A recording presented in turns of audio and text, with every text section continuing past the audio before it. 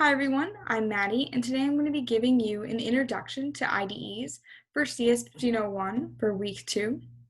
So what is an IDE? An IDE is the Integrated Development Environment, which is basically a software that provides tools to you to help improve your overall developer experience when you create programs. So on the left, you see VS Code, which is our primary IDE for this class, as there's not a language associated with it when you download it. And so that means you can use any language that you want, but for this class, we'll mainly focus on Python, Java, or C++, whatever your preference.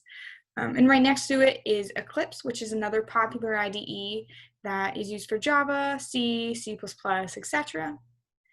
And then to the right of that is PyCharm, which is a Python IDE. And if you're taking or you took CS 1110 at the University of Virginia, then you'll know more about it. And then the last one is IntelliJ, which is a Java IDE.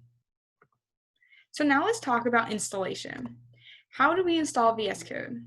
So you can watch these video links that we have. If you have a Windows, you'll watch the above link, and then if you have a Mac, you'll watch the other link.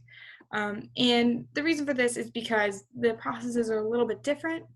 And like I said before, for VS Code, you need to download a language extension if you want a certain language. It's not just on there. It's not just on there automatically. And so an extension is basically an extra component that you can install to add languages, debuggers, which we'll talk about in this video, and tools to the base IDE, so your base VS Code environment. And so if you want more information on extensions, you can see the link below. And then in this video, I'll actually be showing you how to download a language extension inside of VS Code directly, but you can also use this link as well. And don't worry about all these links right now. They'll definitely be on our course website under week 2 materials. So now it's time to go through some fun IDE capabilities. So I'm going to show you a demo where I go through VS Code, and I'm going to be using a Python code called python.py. And if you want to follow along with this video with me, then you can totally download this file. It's going to be on our website under week 2 files or week 2 materials. And then I'll show you how to download a language extension, go through the debugger, refactor code, and a lot more. So now let me navigate to VS Code. So here I am in VS Code, this product.py, the main goal is to multiply num1 times num2 and return the product. As you can see, this code is purposely buggy. This is not what actually happens, but we're going to debug through the code and see what actually is supposed to happen. But before I can do that, I actually have to download the Python language extension. If you see at the bottom, it says Python extension is recommended for this file type, so you can install it this way. Or if you don't see this pop up, then you can go down here to this icon that looks like 4 blocks and one is detached from the rest. And Python's the first one that shows up, so let me press install, and right away, and install really easy, I already have it. And so now I want to debug, so I'm going to make a breakpoint. And basically debugging is stepping through your code and figuring out what's going on. And you need a breakpoint to pause as you go through the code. So now let me go through and start the debugger. And this is a Python file. And so if you see here it already hit my breakpoint, but if you see here in this tab with, it looks like a play button, you'll see all the different variables that we have. So if and you also have all these different functionalities you can continue. So if this wasn't if this code was not inside this for loop and you press continue, just go through the rest of the code, only stopping at your one breakpoint. You can step over. So if there was like a method or something, you can just step over that method instead of stepping into the method. Then you can also step right into the method, or you can step out of a method.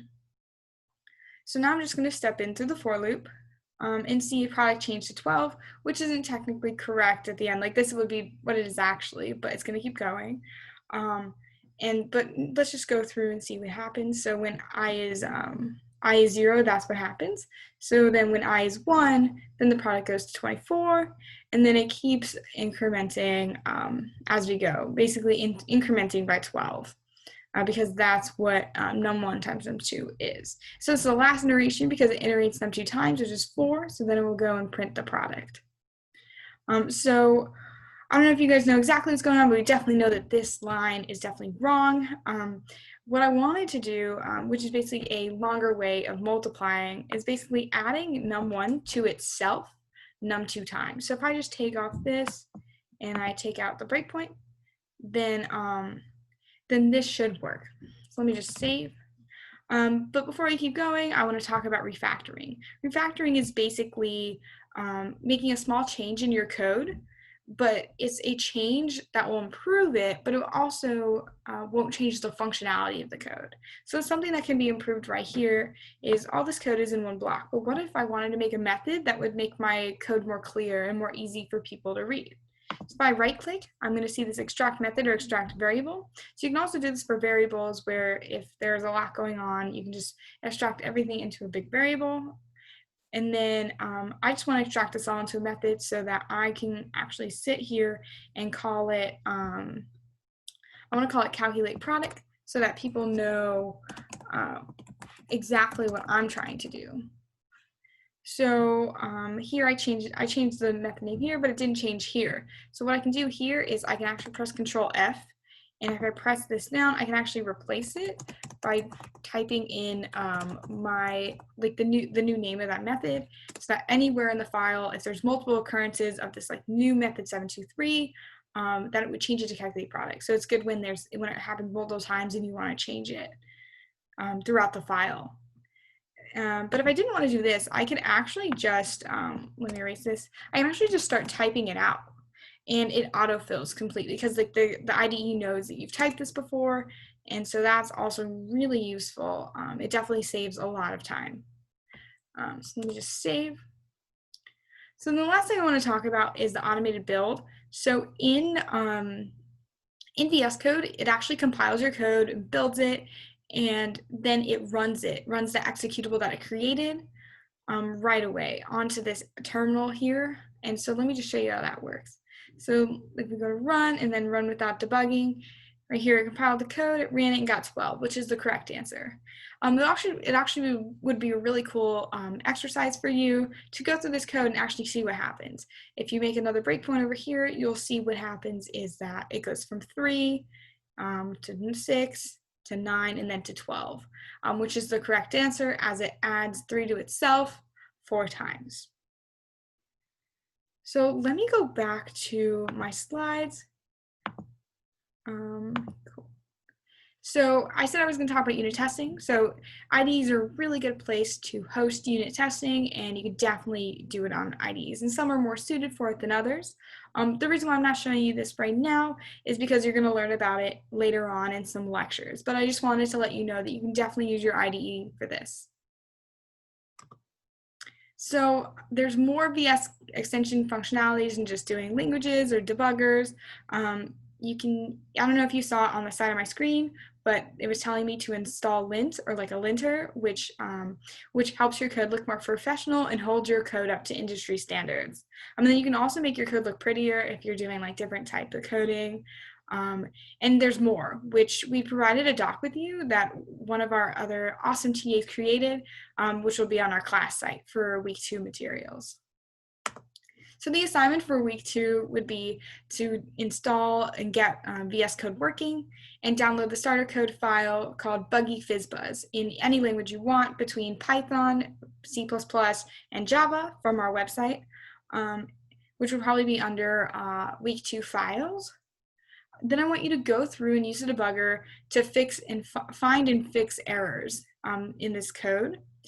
And there will be more of an explanation in the document, like in that code file. But the first time you go through the code without changing anything, I just want you to use the debugger to step through it and see what's going on.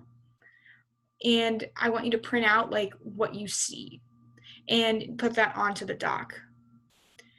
And then I want you to refactor a variable to have a better name that fits its usage. So let's say you were using a variable for storing computing IDs. You'd want it to be labeled computing ID or ID instead of something like just X. And then also using extract method to create a method for code that's just kind of there, like we did. Like we just had code just there and on the screen, and we didn't really have a method to like extract away and make sure that people, if people were looking at our code, they'd be more readable, more easy to understand like what's actually going on in the program and what's the actual purpose. And then I'm going to rename the file to FizzBuzz because hopefully by now you have changed the bug and now it's not buggy anymore and it works. And I want you to build and run this file. And of course, you can use the automated build like we talked about. And then I want you to submit a screenshot of your program's output in the terminal. And then I want you to submit the coding file, so FizzBuzz, and the screenshot to CoLab. But other than that, I don't really have anything else for today. Thank you so much for listening. And oh, I also wanted to say that that we're going to have office hours for this assignment for this week and next week, and you can always ask us any questions on Piazza. So thank you for listening, and I hope you have a great rest of your day.